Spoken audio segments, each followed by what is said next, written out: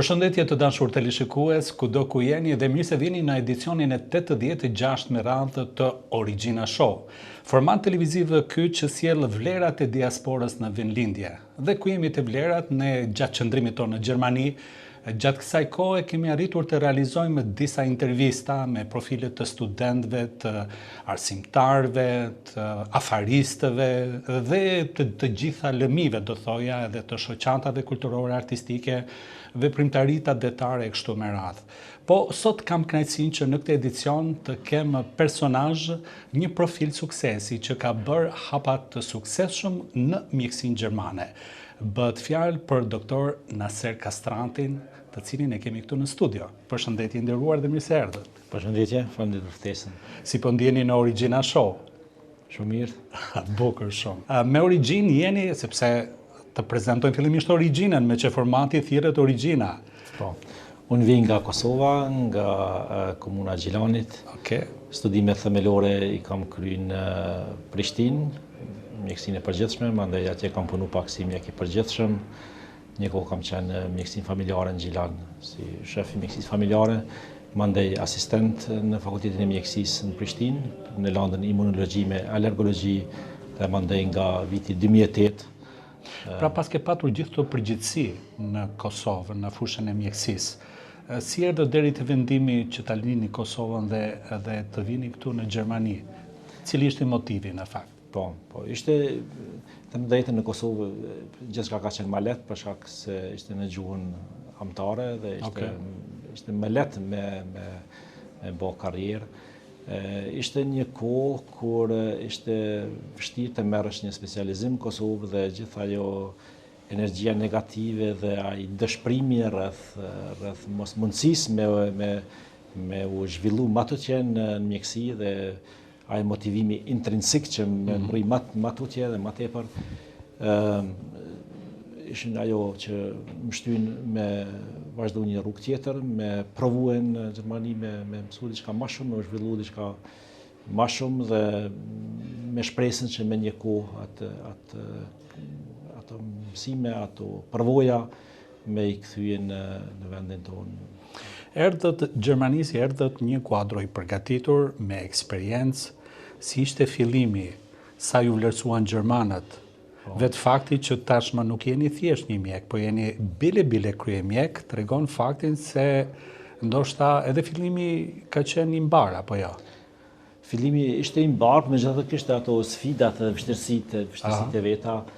Them të drejtën, mjekësia, patologjitë mjekësore janë të njëjta në këtë botë, në aspektin teorik i mësojmë edhe në Kosovë, me të njëjtat libra, më me thonë, ajo është patologjia është e njëjtë, mirë po ajo zbatimi praktik i atyne që i mësojmë në Gjermani është pak më ndryshe në krahasim me Kosovë. Edhe që nga dita e parë kam pasur se nuk ka pas asnjë ditë të vetme ku nuk mësu diçka të re. Edhe kështu që kam menuar që është diçka që ja vlen me vazhdu më tutje, me mësu diçka për sistemin gjerman. Ka qenë e vështirë normalisht këtu primare që gjuha ishte një sfidë, gjuha gjermane nuk është gjuha e shkruar, është pak më e vështirë, gjuha e folme është pak ndoshta më e lehtë dhe mësohet për praktikës, ndërsa gjuha e shkruar ka qenë një sfidë në veti, edhe në atë kohë kur nuk ishte ChatGPT për me kontrollu ato letrat e ato brifet. Megjithatë ai motivimi me mrri diçka, me mësu diçka ka qenë ajo që i ka kaluar gjitha sfidat. Dhe si ka thënë Nietzsche, ajo që nuk më vret më bën të fortë. Më të fortë. Profili juaj është profili i një specialisti në gastroenterologji, apo jo? Në fakt aty ku dhëmb është shpirti, apo jo, doktor? Po këto sëmundjet e brendshme janë ndoshta nganjëherë më tinzare, janë ndoshta më të rrezikshme se sa këto që janë më sipërfaqësore, ku na i shef vetë syri, që mund të reagojmë me kohë. Apo mos e kam gabim? Po, pikërisht është ashtu. Tek të gjitha sëmundjet, ajo preventiva është që kushton më pak se sa mjekimi, edhe është më e lehtë me bërë se sa mjekimi. Takshtë nëse flasim për sëmundjet kanceroze, aty është ajo stadi i diagnostifikimit është ajo kryesorja që në fazë sa më tashmë më zhvilluar, aq më lehtë është edhe aq më i suksesshëm është trajtimi. Fatkeqësisht nuk është e lehtë me u bën praktik kjo, do të sensibilizim, do të angazhim, do të një diagnozë precize me pasën, mandej edhe aty ka, them kështu, stade edhe hulumtime në aspektin mikroskopik dhe në aspektin molekular, që do të me diagnostifiku edhe me bon një, them drejtën, një mjekësi personalizume, një trajtim preciz. Në këtë aspekt të smundjet e mbrëmshme, them drejtën, trupi njerit ka as shumë senzor edhe ai na flet vetë nëse diçka nuk është në rregull. Cili organ në fakt është më i ndjeshëm, më i ekspozuar ndaj sëmundjeve kancerogjene që mund të shkojnë në fatalitet, që ne mund ta dallojmë më vonë, ndoshta që është më tinzar në cilën pjesë apo nuk zgjedh ai? Ajo që momentalisht në aspektin e mjekësisë viscerale, po flas në aspekt abdominal, që është sfidë për mjekësinë bashkëkohore, është kanceret e pankreasit. Shpresojmë që edhe aty tash me liquid biopsy, që do të mundet edhe në faza të hershme më zhvillu. Përndryshe tek organet tjera është mundshme me u zbulu në stade shumë të hershme. Tek pankreasi është pak më vonë sepse shumica e herave zhvillohet, diagnostikohet me një stad pak më të përparuar që bën edhe mjekimin tani të kufizuar. Pra, zbulimi në fazat e hershme do thotë jemi më afër shpëtimit të një jete, apo jo? Po. Dhe kjo bëhet jo vetëm domethënë të një përgatitje apo një bagazhi të një profili të një doktori, por edhe të një sistemi në tërësi të shëndetësisë siç e ka Gjermania, duke filluar prej teknologjisë më të fundit, gjitha këto që çojnë. Po ashtu është. Për shembull tek smundjet kanceroze të zorrës trash, kemi një strukturë të qartë preventive. Edhe në Gjermani bëhet ftesa prej moshës 50 vjeçare për me bo një koloskopi, domethënë një pasqyrë të zorrës së trash. Pikërisht është ai esenca e zbulimit të hershëm në fazën kur ende nuk ka kaluar, them në fazën kanceroze, domethënë mundim me zbuluar që në fazën prekanceroze shumicën e aty në lezioneve, edhe që mundemi me i largu ato, edhe në atë mënyrë e kemi prevenuar një kancer i cili kishte me kushtue edhe në aspektin financiar, në aspektin e ngarkesës së sistemit shëndetësor, ndoshta edhe jetën e një familjari ose kryefamiljari. Kur thoni ju bën ftesa kështu publike, kësaj grup moshe, në fakt sa janë të ndërgjegjësuara në përgjithësi gjermanët, sa janë të rregullt në këto analiza? Pastaj do t'i kthehemi, do të bëjmë krahasime me Kosovën, sa jemi larg, çfarë duhet të bëhet shumë është shumë i lartë në Gjermani, edhe nuk ju kalon rastësisë edhe vetë sensibilizimit popullatës, nuk ju kalonën, kjo rasti po është strukturuar, është sistematizuar ashtu që shumica e kompanive të sigurimeve shëndetësore ja u dërgojnë ftesën me post atyre që janë në moshën 50 vjeçare, me ftesën për me bë një koloskopi. Pra, ju ja dërgoni dhe nuk vinë ata të presin në kuptimin e fjalës të bëjnë kërkesa apo të gjejnë mënyra private, siç ndodhte në Kosovë, apo jo për X raste. Këtu është një sistem tjetër. Është një sistem i përkujdesjes institucionale, mjekësore, apo jo? Është një sistem përkujdesjes institucionale, mjekësore, me cilën përfitojnë të gjithë. Bravo. Përfitojnë pacientat, përfiton sistemi, përfitojnë vetë kompanitë e sigurimeve shëndetësore, sepse edhe ata kishin me pague shumë ma shumë të holla, mandej nëse zhvillohet një kancer në krahasim me nëse prevenohet. E vërtet. Kaluam direkt duke biseduar, si e thonë, një fjale për gjëra që neve na interesojnë, se kemi këtu në studio një specialist për te një mërgjimtarit të suksesshëm dhe me njëherë ne orientohemi në pyetje që duhet kemë përgjigje dhe shumë të lishikues që ndoshta mos informimi bën edhe të veten ballafaqimi ndoshta në stadet më të fundit të sëmundjeve të rrezikshme për organet e brendshme. Ta kalojmë paksa me shaka që thonë një fjale janë të rëndësishme, sepse tek e fundit edhe dashuria fillon nga lukthi, apo jo? ku jemi të lukthi, është një farë mënyrë, një farë termometri që të tregon që është një vulkani i sëmundjeve të brendshme që po zihen, dhe në momentin kur lukthi fillon dhe reagon, atëherë në çfarë stadi apo në çfarë stadi të shqetësimit duhet të jetë një pacient që të bëj analiza? Mendoj që tek lukthi nuk ka në këtë aspekt me u shqetësue atë shumë, për shkak se simptomat vinë në fazë më të hershme se sa në reagon më herët. Po. Vetëm mendoj që nëse kanë pacientë përpos shqetësimeve të lukthit, dhimbjeve ose vjelljeve ose djegësimës që shpesh ndihmat refluksin, nuk mendoj që është diçka shqetësuese, po duhet të merr tek mjeku i familjes, ose bëhet ajo ftesa për me dhe termini për me bëu një gastroskopi, me pa që është shqetësuese në këtë rast, ose mundet një terapi probatore kështu për një kohë të shkurtër me testue. Nuk mendoj që edhe nuk ka mundësi sistemi krejt ata që kanë probleme të lukthit gjithë me qu me bëu një gastroskopi. Në krahasim me Japoninë për shembull, atje ka një sikur për koloskopinë, domethënë prevencionin për moshës 50 vjeçare për me kthyer në koloskopinë edhe me kthyer zorën e trash, ka edhe sistematizim edhe për lukthin.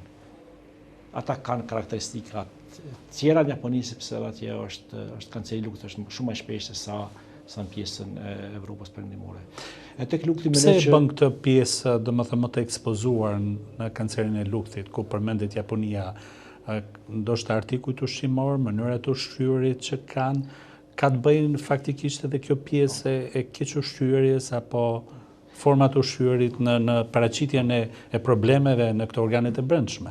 Sikur kancerët e organeve tjera, edhe te lukti ka shumë karakteristika të ndryshme, edhe kanceri është multifaktorial, prej faktorëve të ambientit, faktorët gjenetik, ushqyeshmëria, medikamentet, rrezatimi, Helicobacter pylori, ka shumë faktorë që kanë një rol për zhvillimin e kancerit të luktit, që është një sfidë edhe me u trajtu, por në fazat më hershme edhe ne mundi me mënyrë endoskopike me hjekën kancerin e luktit, në fazën që nuk ka përparu, ka disa kritere të caktuara kur mund të bëjë mënyrë endoskopike, kur duhet me u bë një terapi tjetër.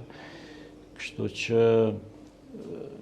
mendoj që shqetësimet të luktit duhen me u adresue, edhe duhen me u fol me mjekun e shtëpisë, edhe ai mund të më orientojë në drejtimin që duhet. Të kalojmë tani te një dimension tjetër i marrëdhënies tuaj me pacientët. Si krijohet relacioni profesional me ta? Ju thotë e vërteta, troqën në sy, apo i shëtisim nga njëherë në kinë, pastaj ju a themi për rrezikun? Është një farë përgjegjësie ndoshta morale, njerëzore. Si e përjetoni këtë pjesë, do thoja? Për dallim prej vendeve të Ballkanit edhe në Kosovë pak gjithë familja edhe për rreth pacientit e din çka ka, veç ai nuk e din se diagnozën. Këtu është e kundërta, ne ja tregojmë pacientit saktë se si qëndron puna, e nëse don ai ju tregon mandej familjarëve së tyre. Për shkak mbrojtjes danave të pacientit që janë shumë rigorost të rregulluar me Gjermani, as nuk lejohet një tregu, do të thotë familjarët pa lejen e pacientit. Këtu i tregojmë drejt pacientit, po nuk do të thonë që është fundi i botës tek një diagnozë e tillë, për arsye se sot edhe mjekësia ka arritur që shumë sëmundje me trajtue një suksesshme, edhe normalisht që për secilin që është një diagnozë e rëndë, është pak ndoshta një shok psikologjik. Pikërisht ku jemi tek shoku në aspektin psiqik shpirtëror, sa mund ta përballoj një pacient një informacion që ai gjendet në një stat, do thoja, të rrezikshmërisë së lartë për jetën, dhe në ato rrethana sa mund ta përballoj psiqikisht dhe shpirtërisht? Shoku psikologjik është afat shkurt, më thonë, pacientët derisa të pajtohen me ato, ta kuptojnë se çka po ndodh. Edhe ashtu është më mirë ndoshta kështu se sa një shok të pafund deri në fund. Një enigmë, një mister, po. Edhe shumica pacientave tek ne ju them diagnozën e saktë, i tregojnë mundësitë cilat që më trajtue. Megjithatë kemi edhe psikologët onkologjik, cilët mandej në aspektin e përkrahjes psikologjike që i trajtojnë këto raste. I trajtojnë këto raste, bojnë biseda me pacientin, edhe të drejtën gati se çdo pacient që ka një diagnozë tillë dhe është i shtrirë në repart të onkologjisë merr edhe përkrahje psikologjike. Keni patur raste që kanë ardhur nga Kosova ekstra për të shëruar nga sëmundje të rrezikshme të cilët ndoshta në Kosovë nuk kanë gjetur dhe nuk kanë patur mundësi mjekësia kosovare të ta trajtoj. Se kemi shumë raste ku faktikisht edhe në rrjetet sociale ka si përmarrje të ndryshme për ndihma për të krijuar, do thoja, mundësitë financiare për ta transferuar pastaj në spitalet me renome botërore, ndërto edhe në Gjermani. Kem shumë raste, një të vazhdueshme, kemi edhe shumë pyetje edhe kërkesa me ardhen aty, mirë po sa më përket mua, përpiqen bajgje shumë me seleksionu ata që me të vërtetë për një sëmundje që nuk kryhet në Kosovë, ose një intervenim i cili nuk mund më kryhet në Kosovë me ardhen ka, përderisa ata që mund më kryhet në Kosovë nuk ka nevojë me ardhen, kështu që në raportin tonë edhe në spitalin tonë kemi shumë që janë ardhen aty, edhe kemi shumë që i kemi refuzuar sepse e kam pa që mundën me u krye plotësimi në Kosovë, dhe në Kosovë ka mjek, jashtëzakonisht mirë për kundër një sistemi i cili funksionon pak në mënyrë kaotike, jo të kanalizuar. Gjithë ato zinxhire të halta. Pra ky refuzim në një farë mënyrë mund të ketë qenë një dëshpërim i momentit për familjarët e pacientit, por në fakt qëllimi dhe do thoja shqetësimi juaj personal ka qenë që ju mos ta dëmtoni pacientin financiarisht, sepse ky trajtim mund të bëhet në Kosovë shumë më lirë ose me lirë dhe në mënyrë profesionale, në mënyrë të mirë atje më rrugë. Ka tjera që nuk mundën më kryen në Kosovë. Natyrisht, po. Rastin e fundit e para 2-3 javë, një djalë i ri me një polyp mbi 5 cm në pjesën e rektumit, cilët me shumë dëshirë më kanë kontaktuar ata kolegët për Kosovës, që është pak vështirë në Kosovë për mundësitë atje, a mundi me shqyrtu, edhe është një intervenim që me thonë për 35 minuta është kry, edhe nuk e kemi zonë tamam në stadin kur nuk ka progreduar në kancer. Edhe e keni bërë me sukses. Edhe është llogaritë i shëruar, do të thotë. Sa bukur. Po kemi pas edhe raste tjera, të cilat ndjen një farë ndjesie çlirimi kur arrin një sukses të tillë, për shembull. Po, këtë rast natyrisht. Të mos me pacientat që vinë për Kosovës, që janë shqiptarët, që mu i ndihmue, normalisht është një pjesë emocionale ku thu. Është një kontribut në një farë mënyrë. Mendon që atë borxhin që ja kemi vendit tonë, cilin ashtu nuk po gjejmë rrugë, nuk po gjejmë mundësi për me kanalizu, për me kontribu në vendin tonë, s'paku ata po më po bëj diçka të vogël për vendin tonë, e gjithë është mirë individuale, po megjithatë megjithatë është shumë i madh një kontribut që u jepni pikërisht nga një institucion i rëndësishëm i mjekësisë gjermane, të paktën edhe në formën e konsultës apo ndërmjetësimit apo edhe vendimarrjes për të finalizuar proceset apo raste të tilla siç ju përmendit që ndoshta keni shumë apo jo. Shumë, jashtëzakonisht kemi shumë, të drejtën kemi për Kosovës.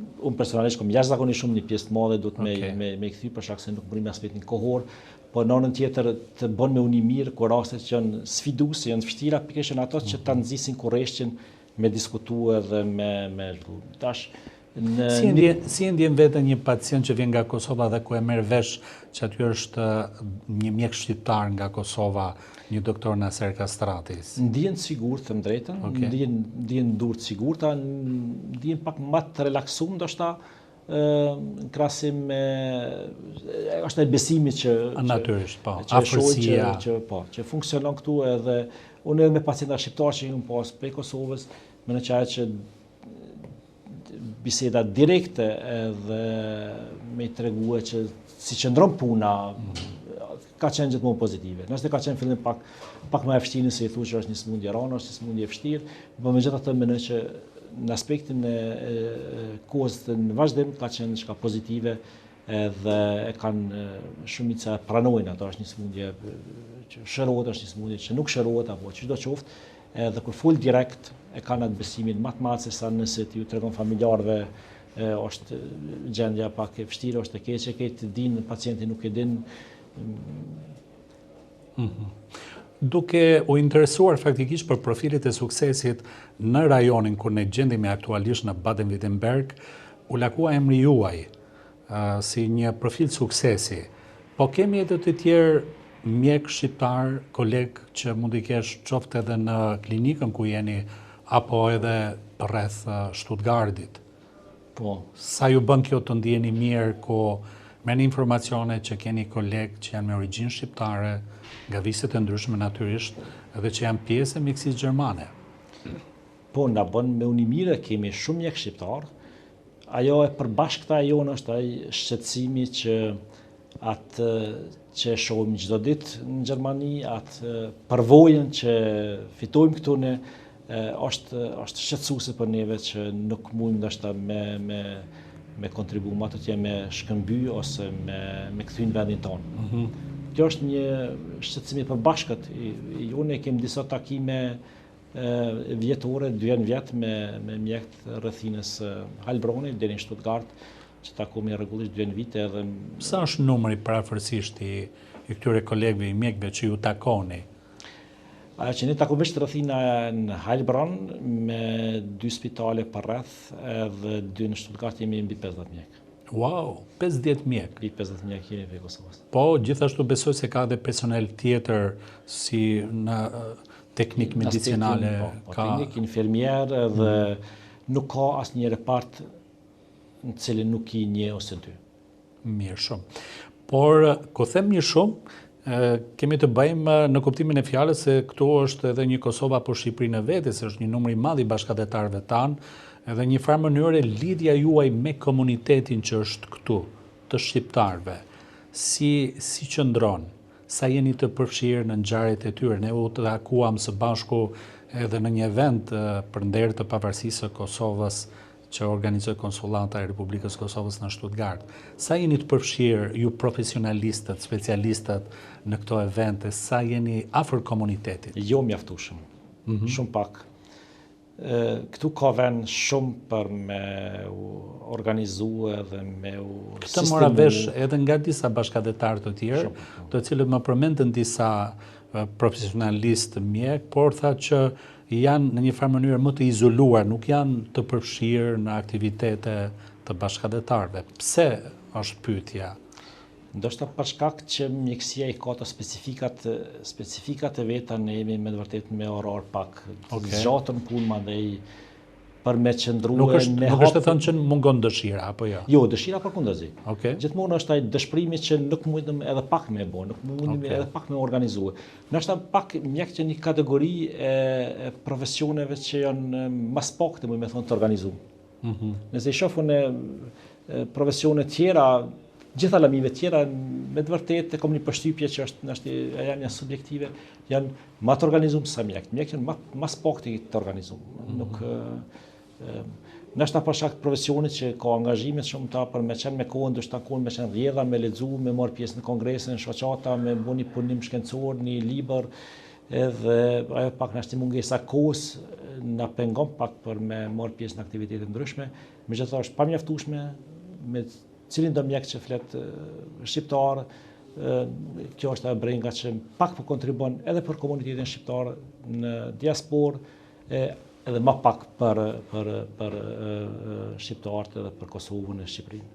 Pikërisht për këtë gjë ne do flasim në pjesën e dytë të bisedës sonë, domethënë të ftesat të ndryshme që mund t'ju vinë nga Kosova, të mënyrat të ndoshta interaktive që mund t'i keni edhe në distancë për të dhënë edhe këshillime nga ekspertiza juaj, po edhe ftesat për forume të ndryshme të mjekësisë në Kosovë, por edhe më gjerë në hapësirat shqiptare, do t'i flasim në pjesën e dytë, ndërsa tani do t'ju japim një hapësirë edhe bashkëpunëtorëve tanë të marketingut. T'i ndjekim së bashku.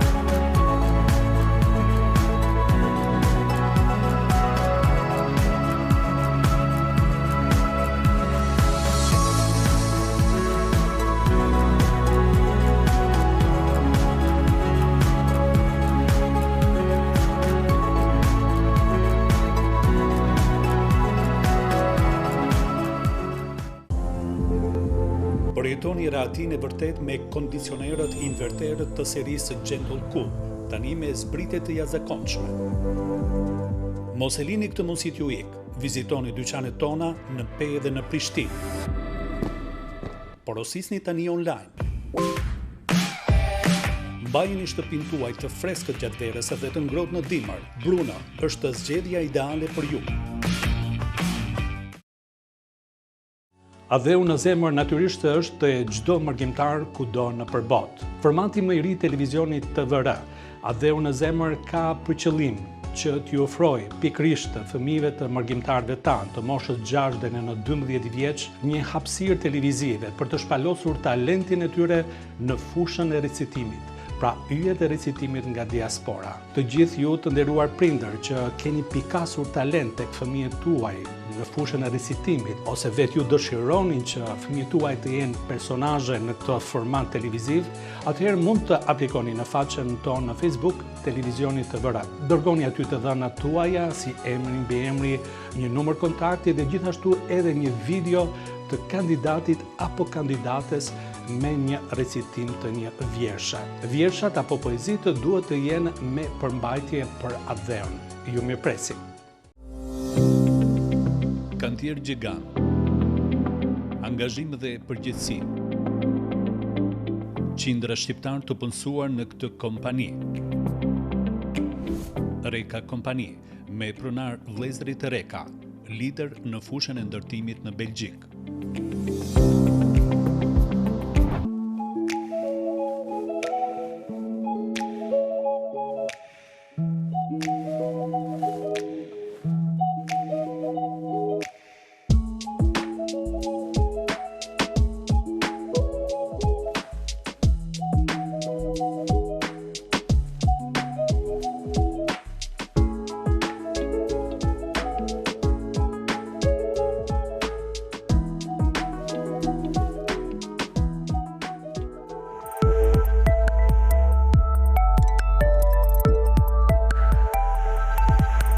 Rikthehemi në studio të dashur teleshikues në bisedën e dytë, në pjesën e dytë të bisedës sonë me personazhin nga fusha e mjekësisë, doktor Naser Kastratin. Më thatë më përpara që ju takoni, domethënë të paktën një herë apo dy herë në vit me mjek të tjerë, keni takime të ndryshme.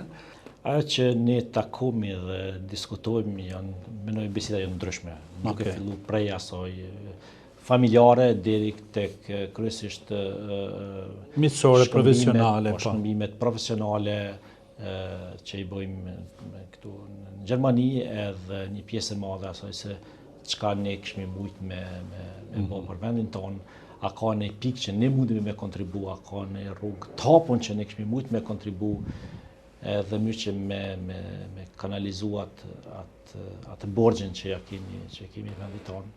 Edhe ajo që ne na brengos edhe që na jetë pak në mendje është pikërisht ato intervenimet edhe ato të cilat në vendin tonë nuk mundën me u krye, ndërsa për neve janë një rutinë ditore që i bëni me lehtësi, po. Me lehtësi edhe çdo ditë disa dite, edhe ajo është që shumica e javëve të brengostu kisha qenë edhe në vendin tem për ta realizuar.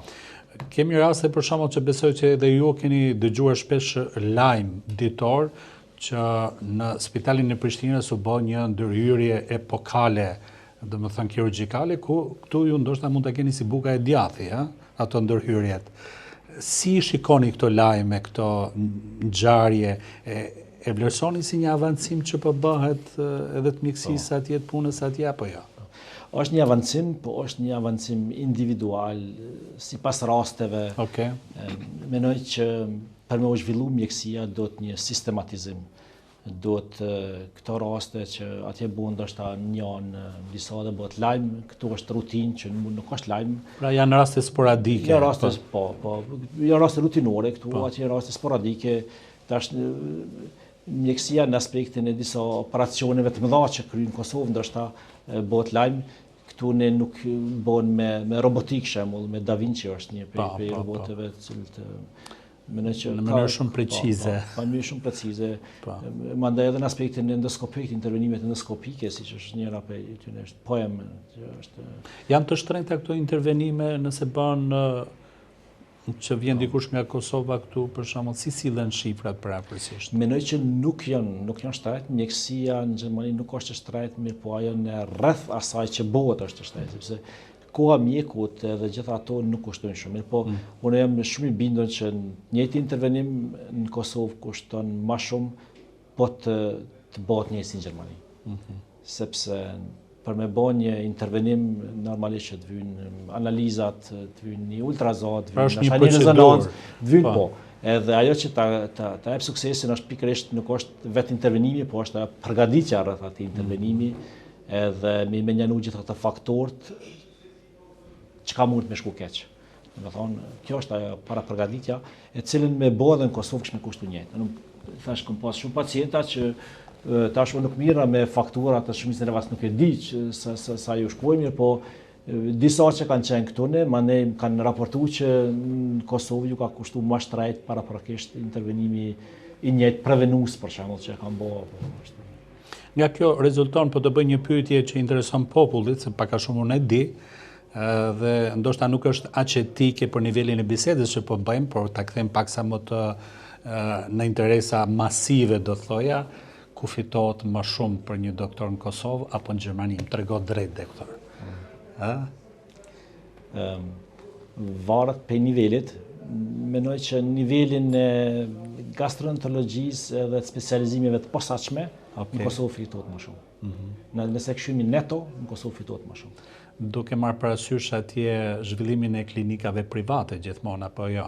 Në Kosovë që kanë bëjnë spitaleve private. Spitale private, mirë, po edhe në aspektin shtetëror, për rrethanat, mendoj që është në Kosovë fitohet mesatarisht mirë që mundesh me pas një jetë normale. Ajo që duhet me investu është përmirësimi i infrastrukturës në mjekësore në Kosovë dhe infrastrukturës ndoshta ligjore, mbrojtjes mjekëve mes me ndjekën pas fakte,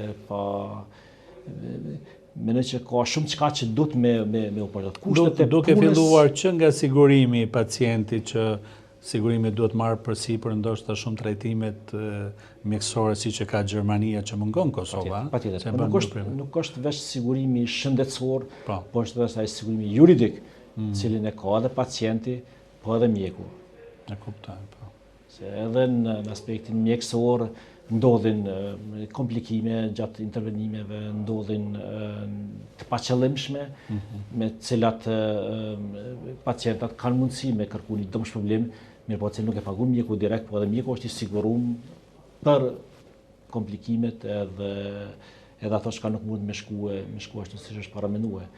Edhe çdo spitale ka edhe atë reportin e drejtësisë tek ne ashtu, kështu që shumicën e rasteve që mund me ndodhë një rast i papëlqyeshëm, ti si mjek merr vesh pak ma vonë, kryesisht mirët sistemi edhe i raporti sektori i veçantë. Sektori i veçantë me atë punë. Kështu që mendoj që mjekut gjithçka është ku në drejtim që mjekut më leju kohën që më marrën me mjeksi, me marrë me pacientin, më që me pas pikërisht i profilizuar. Edhe është administrata dhe në reporte dhe sektorët e veçantë, cilët tani një kryjnë ato punë tjera, mënyrë që ti me pas ku më marrë me pacientën e më marrë me mjeksi. Ku jemi tek mjekësia në Kosovë, tek Naser Kastrati, më trego kur lindi dëshira juaj që të bëheni mjek.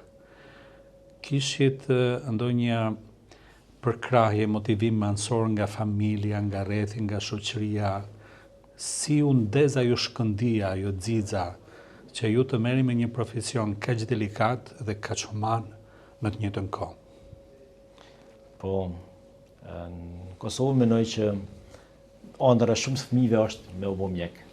Pse? Edhe nuk di, ndoshta është ajo dëshira me ju ndihmu të tjerëve. Ne jemi një popull që kemi vujt ndoshta shumë, edhe mënyra më e lehtë ka qenë ndoshta edhe është me ndihmu të tjerëve. Ana tjetër është që nuk ka profesione të tjera me shumë perspektivë. Në kohën kur unë kam studiu mjekësinë, nuk ka pas shumë opcione tjera me cilat me vërtet kishim pas një perspektive dhe kishim pas një rrugë të hapur. Ke patur pasion tjetër përveç mjekësisë?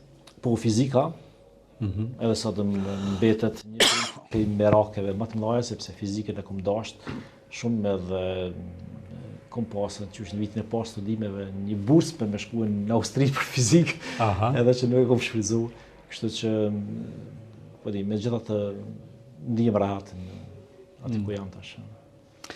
A dhe fillimi juaj i parë si mjek në Kosovë e ruan atë moment? Çfarë përjetuat kur vizituat pacientin e parë? Po.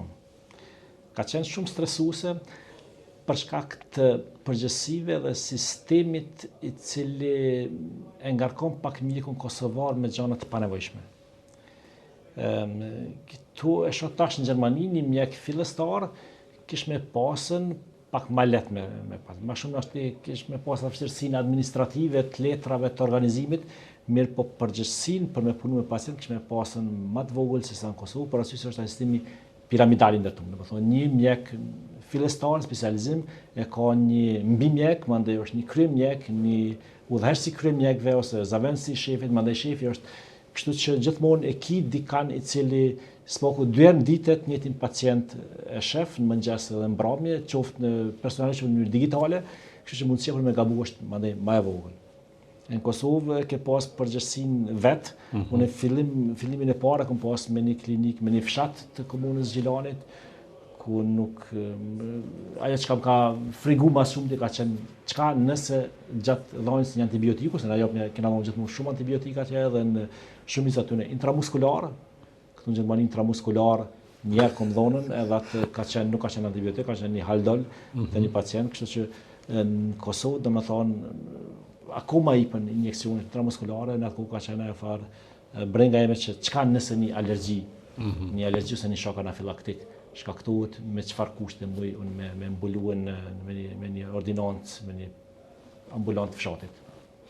Pavarësisht nga pozitat në shoqëri, qoftë edhe nga statet do thoja sociale që mund t'i kenë garanxhe, që mund t'jenë njerëzit, po ku vinë tek ju, jam pothuajse të gjithë kanë nevojën tënde. Do më thënë, ku them tënde të mjekut, të mantelbardhëve. Mantelbardhët ka një mision të cilët vazhdimisht luftojnë atë perin e hollë ndërmjet vdekjes dhe jetës. Ke menduar gjatë profesionit edhe për këtë pjesë, për rëndësinë e jetës? Çfarë është jeta për doktor Naser Kastrati? Tash mundim me kalu në aspektin filozofik. Natyrisht. Ka shumë kuptime, Jeta megjithatë mjekësia të mëson me vlerësue kohën e cila shumë shpejt shkon, edhe kur shet çdo ditë të raste të vështira, çdo ditë të raste që ballafaqohen me jetën, atëherë shef se sa i pasun edhe sa rehat je. Mendoj që duhet me u mësu me vlerësue jetën, me vlerësu kohën, ma shumë me pas shikimin nga gjërat që i kem, se sa nga gjërat që na mungojnë. Sepse gjithmonë do të na mungon diçka. Edhe shumicën e rasteve gjërat që i kem nuk ja u dim rëndësinë të vrapu mas atyre që na mungojnë, edhe në atë moment kur diçka e humb, atëherë shef sa është e rëndësishme. Fatkeqësisht njëjtë ndodh edhe me shëndetin. Shumica e pacientave që i kem nuk ja din rëndësinë shëndetit përderisa nuk e humbin. Kështu që ajo që ka primare dhe obligative në jetë është me të vërtet me kujdes për shëndetin dhe prej ushqyeshmërisë, me u marrë me aktivitet fizik, edhe deri te ato tjera që shkenca momentale në mjekësi i ofron, edhe po shfrytëzoj rastin këtë rast që jetë një breng me i ftue ata që në minimosh të shtyme, domethënë me po mjekësinë preventive për shëndetin e vet. Sepse nuk mund ta kenë hije doktorin nga do që të shkon. Doktori mund t'ja rekomandime, vizita dhe pastaj secili duhet të jetë doktori vetes, apo jo? Ashtu është, mirë po në mënyrë shumicën e rasteve në mënyrë proaktive nuk mundesh me këshillu njerëzit. Unë mendoj që pacienti do të më ardhë te mjeku ose prej vetës do të më ardhë ajo dëshira për me u përkujdesë për shëndetin. Ti nuk mundesh me detyru dika me u marrë me sport. Ne kemi edhe një thënie popullore shumë inkurajuese, shpesh ku jemi të deprimuar në momente të ndryshme që mund të ballafaqohet secili, ku themi hajt shnosht jemi se bën gjitha. Në fakt shëndeti është në atë listën e prioriteteve, nëse ke shëndet mund të te kalosh gjithçka, apo jo. Dhe nëse ke gjithçka dhe nuk e ke shëndetin, atëherë është po.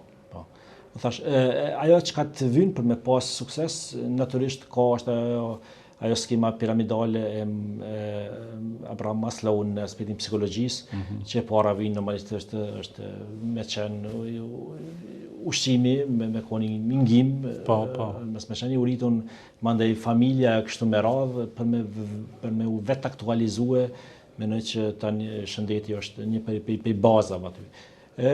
Për tek suksesi, mandej thash, vynë një motivim intrinsik me pasën edhe një disiplinë të vazhdueshme. Ndjeshmëria juaj profesionale, po edhe njerëzore, ju krijoni ato ekuilibrat, janë ato standardet profesionale, po gjithsesi mjeku nuk është robot. Ka pjesën e vetë sensitive ndaj rasteve, grup moshave, dhe ku jemi të grup mosha, cila është ajo grup mosh që ty ta aktivizon, do thoja 100% në përkushtimin tënd profesional tek një pacient. Këtu janë gjitha grup moshat, dhe në aspektin e punës ne aty nuk jem si individ pavarur, ne nuk jem individ privat aty. Ne paguemi për punën edhe kemi për tek saj, po flas për doktor Naseri në rutinën e tij të përditshme profesionale. Cila është ajo pjesë në të cilën të reaktivizon, ndoshta nganjëherë edhe në mënyrë të pandërgjeshme, do thoja, në thojza për rastin në fjalë që të japësh maksimumin. Cila grup mosh? Grup mosha fëmijëve mendoj është më e ndjeshme. Okej. Ne bëjmë edhe atë endoskopinë e fëmijëve, për shkak që raporti i fëmijëve nuk e kanë endoskopinë. Ne bëjmë për endoskopinë edhe sëmundje gastrointestinale të fëmijëve, ne i trajtojmë në aspektin endoskopik. Mendoj që grup mosha fëminore është pak më e ndjeshme. Aty ka më pak patologji gastroenterologjike ose që kërkojnë endoskopi, mirë po rastet cilat janë aty janë pak më të ndjeshme emocionalisht për shkak se ajo rruga është e gjatë manej për edhe vujtjet cilat t'i sjell shumica sëmundjeve kronike, mandej janë dëmshme dhe janë pak emocionale. Pas pandemisë, tani po futemi në zhvillimet të përgjithshme botërore. Mendoni edhe ju se ka ndryshuar diçka tek njerëzimi, që njerëzit ankohen më shumë, keni raste më shumë ju mjekët? Mendoj është pak më komunikimi edhe sjellja është pak më distancuese në krahasim me para pandemisë. Në rastin më thjesht para pandemisë gjithmonë me pacientat kemi fol për dorë, tash nuk flasim për dorë. Edhe ato vështirësitë cilat ne ka sjell pandemia me u kthy në atë ritmin e para pandemisë na u kanë dashur me të vërtetë disa vite. Tash më thonë që pe vitit kalum na jemi tash në ritmin para pandemisë, në atë dinamikën që kemi pas para pandemisë. Sepse ka qenë trauma natyrisht. Jo, atë shumë ka dëmtuar në aspektin funksional sistemin, ne ka shndru pak në kaotizëm, për arsye se pikërisht ndoshta më shumë në partin tonë, në partin tjera nuk më fol, për shkak se ne kemi pas atë raportin e Covidit-19, mjekësia interne, që edhe na në pjesë e saj, edhe që na ka takuar çdo të më ballafaqu me to, edhe ai organizimi, struktura ka qenë pak e vështirë. Ne deri sot e kemi akoma pjesën e raportit për pacientat me Covid, cilët mandej izolohen aty. Ju keni krijuar tashmë zonën tuaj të komfortit, ndjeni i çmuar, i vlerësuar, i respektuar nga mjekësia gjermane, nga ky shtet. Keni menduar ndonjëherë që t'i vini vetës afate kohore edhe pastaj të riktheni në Kosovë? Pikërisht që zona e komfortit është ajo e cila nuk të lën më zhvillu nëse një shërat.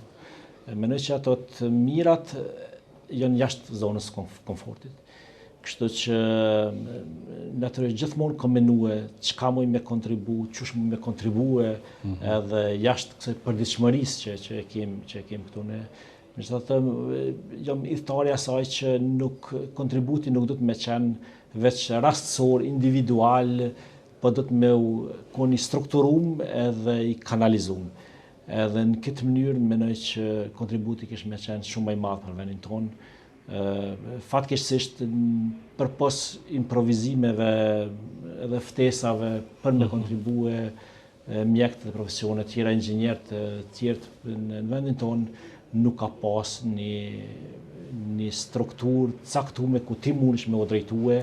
Pikërisht kjo është pyetja, nuk mjafton vetëm një dëshirë individuale, por duhet jetë edhe një nxitje, do të thoja një inkurajim institucional, instrumente shtetëror të cilët nxisin ekspertë të bashkëdhetarëve që kanë krijuar profile suksese në diasporë, përfshirë juve në rastin konkret, që t'ju bëjnë ftesa her pas here që t'jeni pjesë ndoshta të forumeve të ndryshme për të dhënë kontribute e kështu me radhë. Keni menduar nëse jo të riktheni në rastin konkret fizikisht dhe t'i përvishni mëngët në Prishtinë, QKK apo dikon tjetër, të pak në të bëni në formë parciale, do me thënë me projekte të ndryshme? Patjetër që kem mendu disa herë dite, jo një dite. Unë kam qenë disa herë me i përkra kolekt, sidomos të kirurgjisë fëmijëve në aspektin e endoskopisë fëmijëve, edhe ajo është pamjaftueshme, vetëm disa herë me shku edhe me ndihmu është pamjaftueshme. Edhe kolekt me ardhen në Gjermani për një javë dy është pamjaftueshme. Për me mjekësi nuk mjaftojnë me ardhen kongrese, në Gjermani, në Barcelonë ose në Chicago, për një javë nuk e shë mjekësinë. Edhe për me pa mjekësinë gjermane vynë nevojitën shumë vite, edhe një pjesë aty në vite me qenë funksionet udhëheqëse. Andaj me të vërtetë shef pak e kupton pak ma mirë atë strukturën se ç'është funksionon, sepse shumica e asaj çka bëhet në mjekësinë gjermane është ajo maja e icebergut, domethënë gjitha ajo që kontribon për me pas atë suksesin, ajo nuk duket. Nuk shfaqet. Nuk shfaqet. Kështu që them që ka shumë punë edhe pa pas ftesa pe Kosovës, na mund proaktive më interesu, nuk do të pas një rrugë edhe ose me thonë një zyre ose një kriterium të caktuar ku mund me u drejtue. Kusht është me qenë vesh një improvizim medial ose një kusht para zgjedhjeve, me të vërtetë me pas një zyre. Iniciative konkrete, për ta institucionalizu këta ideja, po. Patjetër. Edhe tash aspekti mjekësor ka shumë mjek në Kosovë, por në njoh edhe inxhinier që është specializuar vesh për tunelet, me një tjetër që është këtu i ka kryer gjitha shkallët për me shtu hekurudhat edhe udhëheq një repart jashtëzakonisht madh të hekurudhave, shtrimit të hekurudhave të reja. Kështu që do të ka të profileve të ndryshme shqiptarë në Gjermani që kanë rrije dhe kanë që mund të kontribojnë në vendin tonë, mirë po thash kjo do të më ardhen ndoshta me pas pak rrugën e hapur. Çka nevojitet është mes me pas pengesa, me pas pak rrugën e hapur, rrugën tjetër e hecim vetë në gjithë. Ne urojmë që kjo bisedë mos të jetë në veshin e shurdhër dhe jo të trazojmë urat, po të paktën të zgjerojmë aspiratat të njerëzve që të thithin këtë tru me shumë përvojë që është në tregun ndërkombëtar, në majat më të larta, ashtu siç është edhe doktor Naser Kastrati në Spitalin e Elbronit, apo jo? Po, faleminderit shumë. Ishte kënaqësi e jashtëzakonshme që ju kishim në këtë edicion. Kënaqësia është e imja. Shpresojmë të takohemi edhe her pas here, edhe në ndonjë rast tjetër të organizimeve tona. Me shumë dëshirë. Faleminderit ju për ftesën. Shumë faleminderit. Atëherë të dashur teleshikues, ne do t'ju sjellim edhe një reportazh të shkurtër nga Stuttgarti dhe me reportazhin e përfundojmë edicionin e 86 me radhë të Origjina Show. Deri në takimin e ardhshëm, mirupafshim.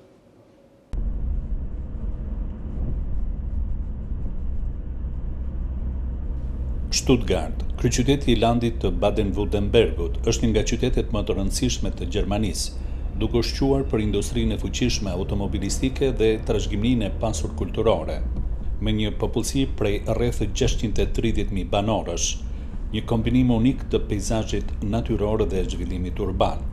I njohur si selia e kompanive gjigande si Mercedes-Benz dhe Porsche, Stuttgarti është një destinacion i rëndësishëm për adhuruesit e makinave, të cilët mund të vizitojnë në muzet e këtyre makinave ikonike.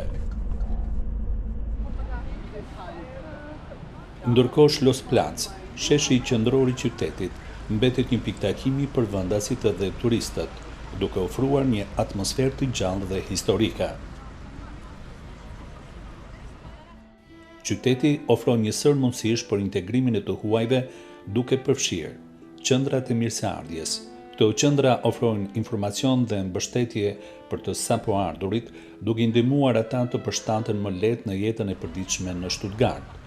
Kurset të gjuhës gjermane disponojnë programe të ndryshme për mësimin e gjuhës, të cilët janë thelbësore për integrimin e suksesshëm në shoqëri edhe në tregun e punës.